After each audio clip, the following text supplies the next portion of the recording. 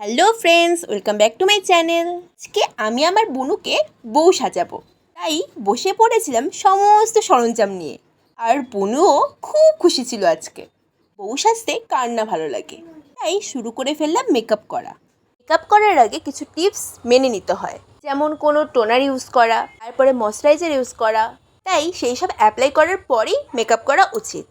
তাই সেই সব মেনে নিয়েই আমি আমার বুনুর মেকআপটি করেছি। অতটা মেকআপ আমি বুনুর মুখে দিইনি, কারণ এমনি ছোট, তার উপর আরও মেকআপ বসালে মুখের স্কিন খারাপ হবে। তাই অল্প সংখ্যকভাবেই মেকআপটি করেছি। পরে সেটিং স্প্রে দিয়ে সেট করে এলাম মেকআপটি। তারপরে শাড়ি পরিয়ে চুলে খোপা করে বসিয়ে দিলাম আইলিনা আর কাজল পরার জন্য। তারপরে গয়নাগাটি পরিয়ে বসিয়ে দিলাম নতুন বউকে।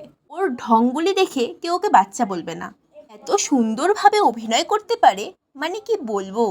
আমাকে কিছুই শেখাতে হয় না, সমস্ত কিছু নিজেই করছে। বুনুর চোখ মুখ দেখেই বোঝা যাচ্ছে যে ও কতটা খুশি। আমাকে এবার আগের থেকেই বলে রেখেছে যে দুর্গাপূজাতে ও আমার কাছে দুর্গা সাজবে। তোমাদের কেমন লাগলো বুনুর এই সাজটি? যদি ভালো লাগে তবে সাবস্ক্রাইব করে দিও। বাই।